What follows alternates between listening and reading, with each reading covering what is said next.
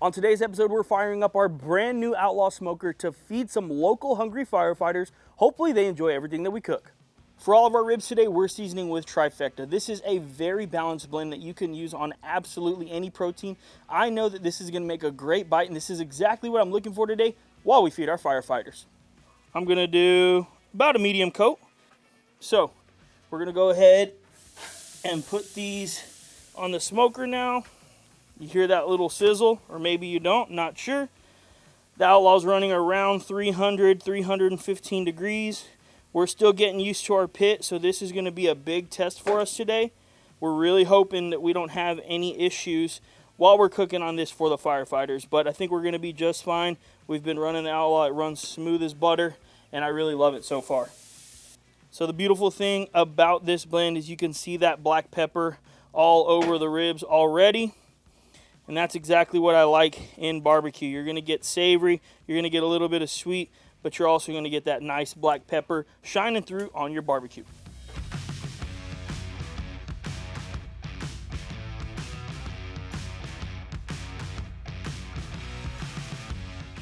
Now we're just going for a really good backyard rib today. We are gonna be seasoning and saucing here in a little bit, but just go ahead, get these seasoned up, throw them in there. And we're really trying to watch how these ribs cook today.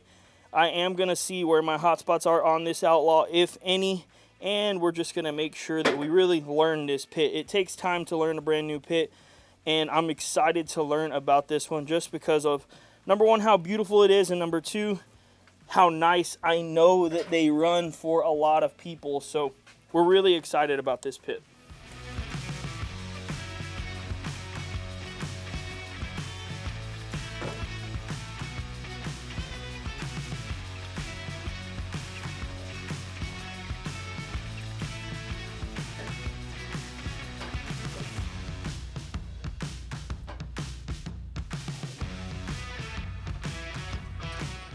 It's been right at an hour on our pork ribs, and this is an offset, so it's a lot different from us using our drum smoker.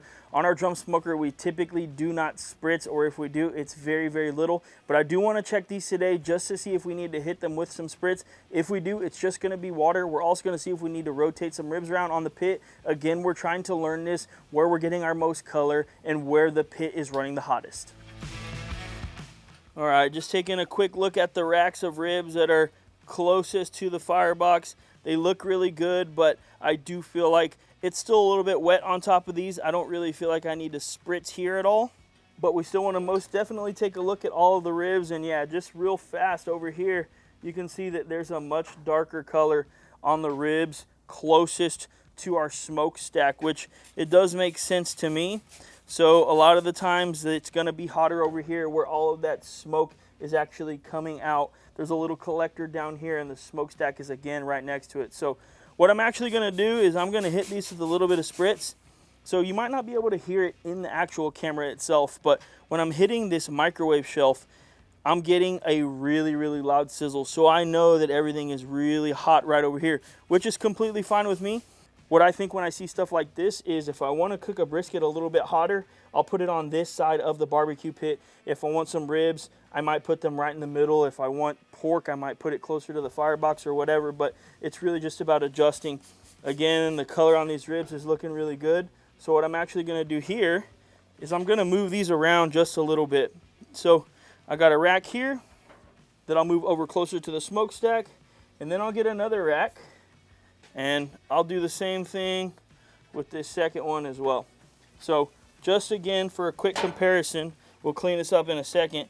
I want you guys to take a look at the difference in color on these two ribs. You can see this one right here that was closest to the smokestack is a little bit darker than this one that's closest to the firebox. A lot of the times people might think it's going to be opposite, but again, over here closest to that collector, it is going to be much, much hotter. Now, I do have the pit open right now because we're kind of moving things around. I definitely don't recommend leaving it open this long. We might have to build that fire back up just to get our temps back, but we'll see. Again, we are pretty new to this Outlaw smoker. So I'm going to go ahead and put this rack here. I'm going to grab this one in the back, and again, we'll just keep kind of moving stuff around. Not a huge deal. Everything looks really nice. Even the ones that are a little bit lighter, doesn't bother me. But these that are getting a little darker, I definitely don't want them to go too much further. So what I'm gonna do is just spritz these 3 that are a little darker, put them closer to the firebox, and now we're moving the ones that were closest to the firebox closer to the smokestack.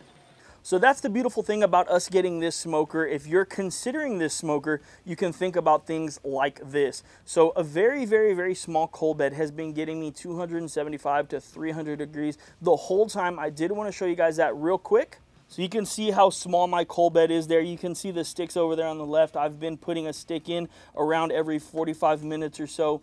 Again, even with how much is in there right now, I've been rocking around 275 degrees. It is time to add another stick, but it's just something that I wanted to point out to you guys. It's a very efficient offset smoker. It is an insulated firebox, and this thing is absolutely running like a dream today. I've been kind of rotating pecan and post oak. So right now I'm putting in a stick of pecan. You'll see that here in just a few seconds, this thing is gonna catch, and it's of course gonna bring us right back up to temp. So you can already see that it's catching. Just a few more seconds and we're gonna be ready to rock and roll. I'm gonna go ahead and shut this down. And now again, one of the most important things when it comes to offset smoking is keeping a nice coal bed. So we really want to focus on those coals on top. If there's a lot of ash in there, it's not going to allow your sticks to ignite right away. So you do want to make sure to shake them as much as you need. That way your sticks catch really, really quickly. It's been about 2 hours on our ribs. Now, I do prefer to flip my racks. I do it in competition, so I figured that I would do it today. All we're looking for is a nice color and for the rub to be set on our ribs, and then it's time to wrap. Let's take a look at them real quick together. Like I said, it's been around 2.5 hours so far.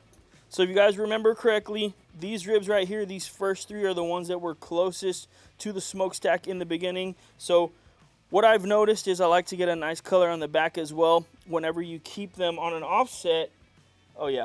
Yeah, I'm going to stop talking. Those right there are looking absolutely incredible. I love the color on these ribs right now. I don't even need to look at the rest. I'm going to take these off. It's time to wrap. Now, these racks are actually the ones that came right from the middle, and I actually never moved them. I still think they have a great color on them. They are a little bit lighter than the ones that got on the outside for a little bit, but man, these look really, really good in my opinion.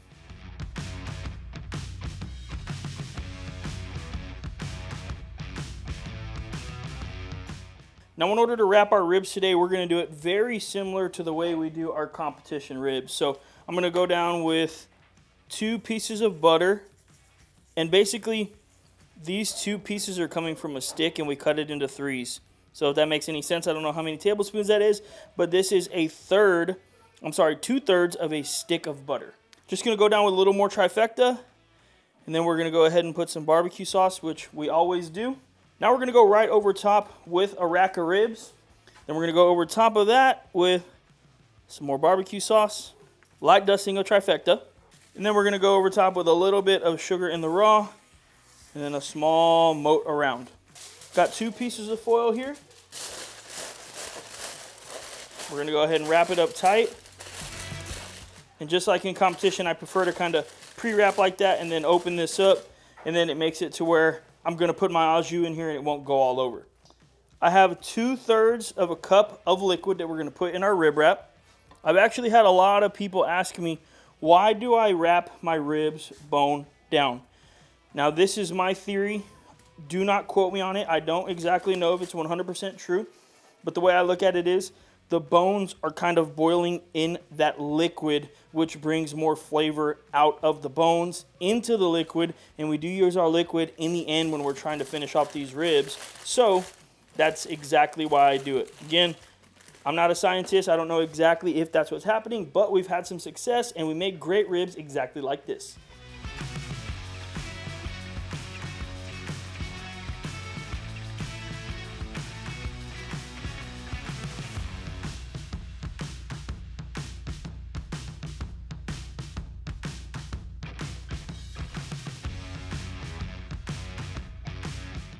All right, everything's wrapped up. So let's just go ahead and put these ribs back on. Put as many in as we can. We're gonna watch these and make sure they get nice and tender. That's the goal, obviously, to get these as tender as possible without overcooking them. I can tell you what, wish you guys could smell it. It smells absolutely outrageous. I know that we are typically cooking ribs on a drum, and they turn out really good like that. But man, these are smelling really, really good today. Go ahead and close her up. Now at this point of the cook, you can see my coal bed is actually really, really tiny. We were in there for quite a while getting everything nice and wrapped up. So I'm gonna throw some char logs in here now, and this is all I'm gonna use for the remainder of this cook. I don't need smoke flavor anymore. Everything is wrapped up, so I'm not worried about this at all. These char logs are gonna keep this hot for the rest of the cook. Again, when we're filming, it is sometimes really hard to keep up with the fire management. I have a very, very small coal bed. I don't recommend getting it that small, but we're gonna be just fine. These will come up to temp here in just a little bit. It's been another hour and a half on the ribs. It's time to check them for tenderness, see if they're done, and then of course, we can sauce them and head to the fire department. Got my first rack here. Just gonna go ahead and open her up. Looking really nice. Feels really good in the wrap as well. You can always kind of tell by putting your fingers under the ribs how the rib is feeling. And yeah, this feels nice.